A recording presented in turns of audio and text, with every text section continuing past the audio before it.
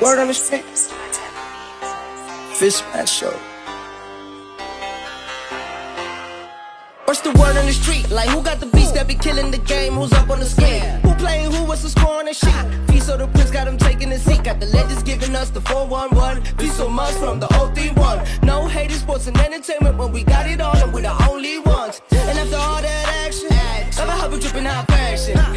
Drippy on some rich municipal stylish and soak up with passion. If it's giving us less, then we never settle. Make sure you pull up and bring all your medals. Sit back and relax, let's go. It's FisMaz bringing you the FisMaz show. It's the FisMaz show. It's the FisMaz show. It's the FisMaz show. It's the FisMaz show.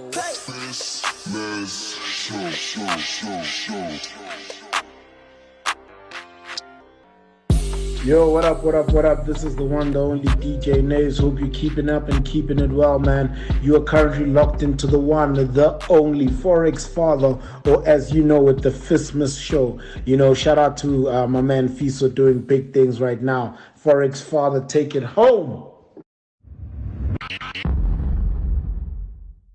Hello, everyone. Welcome to the FisMaz show. Yeah, it has been unfortunately a time where I've been away a little bit. I was hoping to actually ramp up season 2 towards the end of last year, 2021. We're in 2022 now. You know, time flies, guys. And unfortunately, 2021 is just one of those years where I guess a lot of us just want to just forget about it. But there's also a lot of great things that we can all take from it. I know from my side, I mean, the growth of the show has been unbelievable. I mean, to have all of you continuing supporting us, to have the show now on SuperSport is second to none. So I'm really happy with how I guess it's developed. And we're hoping, you know, next season to have a bit more consistency with regards to the days in which the show plays, you know, a set day, whether that's a Monday or it's a Tuesday, preferably a Tuesday. That's what we're aiming for. But again, it's also difficult because the world of sport is always evolving. Things are always happening. You want to kind of get it while it's still hot. So yeah, from my side, I just want to speak about, you know, a guarantee of consistency. And yeah, just hoping that we can all keep growing together. But I really appreciate the support. I know a lot of you have seen the promo as well on supersport.com, as well as Supersport TV. So yeah, I mean, it's an exciting time. Bigger and better. That's what we're hoping for. Bigger and better, definitely. So yeah, looking forward to it. I'm going to be really excited to see how we do continue to build the brand. But nonetheless, you know, I just want to focus on cricket today, you know, because when you look at, I guess, from a South Africa versus India point of view, a fascinating series, one that a lot of people were fancying India to really do well. Whitewash, perhaps 3-0. That was the call of Sunil Gavaskar a little bit early on with regards to how that could potentially turn out. Let's go listen to that clip, actually, because I still have it. Let's go just listen to what Sunil Gavaskar had to say with regards to that prediction and I guess the subsequent result of that very first test match. When you speak of a blockbuster series, one that everyone is looking forward to, South Africa, India, always mouth-watering. Sunil Gavaskar next to me, Sunny. Firstly, good to see you again, and no doubts looking forward to this. Absolutely. Wonderful to be back in South Africa again. Love coming back here and working for SuperSport, because I think it's the happiest crew that I've worked with. And so it's a delight to come back. And yes, I think it's a blockbuster series because this is India's best chance to beat the South Africans. India has been playing some outstanding cricket over the last 5-6 months. South Africa, on the other hand, hasn't had too much of cricket. So they'll be maybe just a little bit rusty. But then when you wear your country's cap, rust or not, you go out and give off your best. You speak of, I guess, that opportunity. This is the one place that India have not managed to win away from home. Having done so in Australia and doing well in England, it is a perfect opportunity and one that the team will be fired up for. Absolutely. They recognize that this is a wonderful opportunity for them to win the series for the first time ever. So far, they have only drawn one series. They have lost the other series since '92 when they've come down to South Africa. So there's a big incentive for them to do so, because then what will happen is that they will have completed a cycle of winning in every country. Quick one, prediction. Which way does this series go? Oh, for me, I think India 3-0. India 3-0. Big call. Sunil Gavaskar, we'll respect him, man. Cool. Yeah, look, I was surprised when I heard 3-0 because I thought South Africa at home, Nah, come on, surely not. But, India are a really good side. And it's going to be tough. What happens at Newlands, how things are decided. But, looking at the series as a whole, South Africa do have, I guess, some positives to really take from it, regardless of what the outcome is. One such, Keegan Peterson, I know a lot of people were a little bit skeptical, but the one thing a lot of people were saying, you look at Hashim Amla from India, the cricket analysts from there, a lot of the analysts that I work with at Supersport, everyone is speaking about how comfortable he looks. Of course, building an innings at international level, no doubt, is a lot different to doing so at domestic level. And you look at the performance in the first innings of the second test match, 62 runs for Peterson would have done him a world of good. Because you want that sense of belief that you can do it. You want that sense of belief that you belong.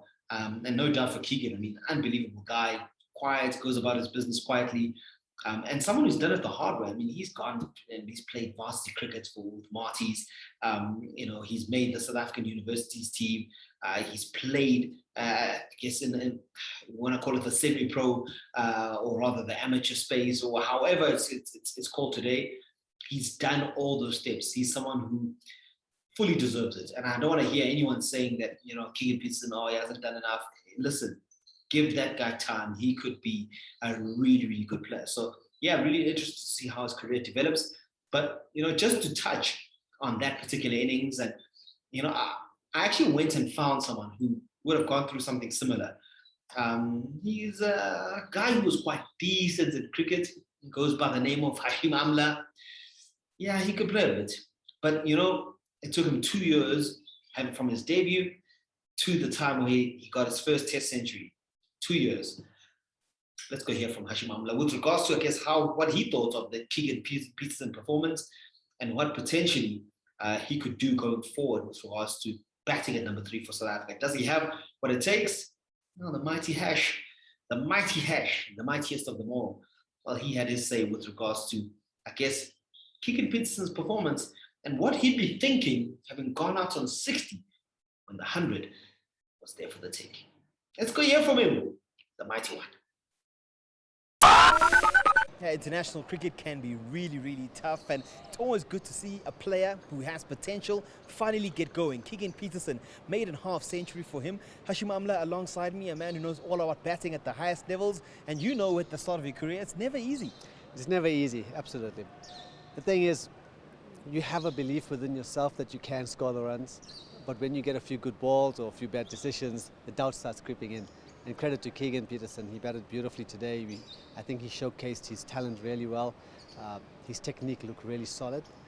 He played in straight lines, he left well, and really I think he would be really pleased with getting 60 runs under his belt. Obviously every batsman wants to get a big 100 to make a massive contribution to your team, but in this context of this game, the way he played and the partnership he had with Dean Elgar proves a lot to everyone just what a good player he is. Obviously he's out now, but what do you think he's thinking as he gets into that change room? Is there a sense of relief? What kind of mentality do you think he might have with regards to obviously how he performed? No, the initial thought once you get out is a huge disappointment. So much more could have happened. I could have scored 100, I could have scored 150, 200, those type of things run through your mind. Because as a batsman, once you get in, you've got to make it count. Because batting in the top 4 especially, there's a good ball waiting with your name on it. And you could easily, not cash in the next game. So he'd be very disappointed in that aspect. But after some time, after the adrenaline settles down a little bit, I'm sure and you hope that he reflects on just how well he played to build on his confidence that, I can play at this level. You always have this kind of feeling, can I play in Test cricket? Can I play against the best teams? And India being one of the top 2 teams in the world, I think that answer he can have a confidence to say, I can do this and I can make this position my own. Yeah, Hashim is one of those guys I think that everyone respects, and to hear his thoughts with regards to Keegan and what he thought about him, I think if Keegan listens in here, he'll think to himself, yeah, look, I'm hearing from the master himself. So yeah, some great words. And I'm hoping that Keegan does really kick on because, like I did say a little bit earlier on, a special player, special guy. The interesting though, this is quite funny. Like, I'm going to post a picture, and unfortunately for those who are tuning in via, I guess, the audio platform, won't be able to hear exactly, or won't be able to see exactly what I'm talking about. Keegan Peterson, his father played with Maria Erasmus. And in this picture, you'll see them sitting next to each other. And ironically, in the second innings of this game, the second test match, who gives them out LBW? It's Maria. Maria, why? Just say it's going down leg. Just say it's going down leg. Come on, do your old homeboy a solid one. But nonetheless, I mean, fascinating to hear the stories of those two guys with regards to, I guess, that kind of a connection. And Dad no doubt be at home just looking and saying, "Yeah, Maria, I'm gonna find you." But yeah, man, I mean, some truly interesting stuff coming out of that first test match. And one of the interesting subplots with regards to that is also just the fight that India showed. I mean, you rewind back 20 years, somewhat really good sides that featured Tendulkar, Laxman, Dravid, all those guys. I mean, you look at that incident between Bumrah as well as Jansen, and you think, does that happen a few years ago? India a little bit tame. They were always been a really good side, but did they have that mongrel, that dog in them? Yeah, maybe not. But for me, looking at a young Marco Jansen, I thought, I love it. 21. Yes, he's bowling at a 10-ender, but he's bowling at Jasprit Bumrah, and he does not back down. There's certain signs that you see from a young international cricketer. I mean, we've seen him taking wickets. He's done really well. We're talking about a young man who has taken about 12 wickets in this series to date at the time of this recording. So yeah, I mean, for me, I mean, he's shut a lot of people up. I'll tell you that, because you like talking too much. Whatever you want to say. Because we don't want to let people grow. We don't want to believe in young people. Sometimes just give things a chance, guys. I know we're passionate as fans, but just give people a chance. Give people a chance to grow in a team before we write them off. So 21 years old, so much talent. I'm really looking forward to see how Marco Jansen does going forward rather. But, collectively, when you look at the Proteas bowling units, you still have that feeling that they need to start a little bit better. And because when they start slow, there's always a bit of concern. We saw on day 3 that a slow start can be punished. I mean, you're looking at Rahani as well as Pujara, they were flying because the Proteas bowling unit wasn't tight enough. So, yeah, I tell you what, Mike Haysman, he had some thoughts with regards to, I guess, what the team could do better, but he wasn't happy with how the Proteas bowled. And I guess looking forward, not only at this particular series, but going into other big series, the Proteas need to get better with regards to all of that stuff. So let's go hear from Hazy. They had to bowl really well. They had to pick up wickets. And we saw how much the South Africa had to struggle against a really good bowling attack from India. And India importantly found a spot which is, I guess, the size of maybe 2 dinner plates that they attacked the whole time. Takur from the golf course there was doing all the action from that area. He said at the presser afterwards he was just hitting that area because there were cracks. That's what South Africa had to do. It was simple as that. Right arm over the wicket, hit those cracks and ask some questions. They opened the bowling from the golf course end, which is the end where the most damage has been from, with the left arm of Jansen. If he was bowling around the wicket, that's a different story, but it was over the wicket. So they were taking that out of the picture totally. End result in the first half hour, they were going at 5.5 almost per over. And that was a really, really poor start, I thought. Yeah, the run rate was a massive problem, but we saw how, I guess, important a guy like Kagiso Rabada is in terms of setting a tone and really firing up the team. He got fired up because there was a glove. He came on into the attack and he bowled in that area. Then a ball popped, then there was a glove.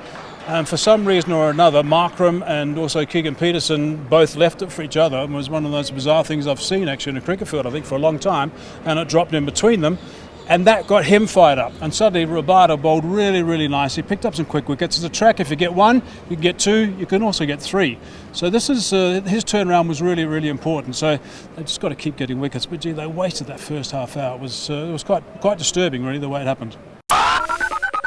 Yeah, thank you, everyone. Thank you for tuning in. I'll try to keep it nice and short and sweet. Bring you episode 20 today. And of course, we're going to round it up with the episode 20 at the end of the third test match. I'm hoping to have a little bit more content, a little bit more spice, and hopefully something to preview the ODI series. And I'm going to take a production break, and I'll come back at the end of January to start season 2 afresh. It's doing these tours can take a lot out of you. And for me, I look back at the World Cup leading up to this moment now. There's been a lot of inconsistency from my side with regards to, I guess, putting out content because of that fact. So I don't want to deprive all of you with regards to that. The hope is that end of Jan. But just make sure you stay glued to the socials and all our platforms, and I'll make sure that I give a solid update with regards to the next show. There's some really cool stuff I'm going to be doing. It's a series called Into the Rough, where we really chat to various cricket personalities, cricket players, ex-cricket players, with regards to certain moments of their lives. I can give you a little sneak peek with regards to who we'll have first, and that will be Cass Naidu. It's going to be a short little insert that I think all of you will really like. Look out for Into the Rough. It's a FisMaz show production, which means it's a brand that's owned by this podcast. You'll probably be able to catch it on SuperSport. You'll probably be able to catch it on supersport.com. I'm really excited to share it with you. Actually look out for that first episode. We'll put it up on SuperSport's Twitter page. Fiso mazibuko, chatting with Cass Naidu. Looking forward to sharing that with you. But it's been a special year, 2021. There has been heavy moments, there's been tough moments, but glad to share them with all of you, and I hope we keep going with this platform. But I got to sign out. Episode 20 of the FisMaz Show in the bag. Make sure you go to the FisMaz Show podcast page on Instagram and press follow. Make sure that you like and you subscribe on FisMaz TV on YouTube. Make sure that you are getting involved. Apple Podcasts, Iono FM. Just look for us there. Come on. Do the right things. Press that button. We love you guys. And I appreciate all your support.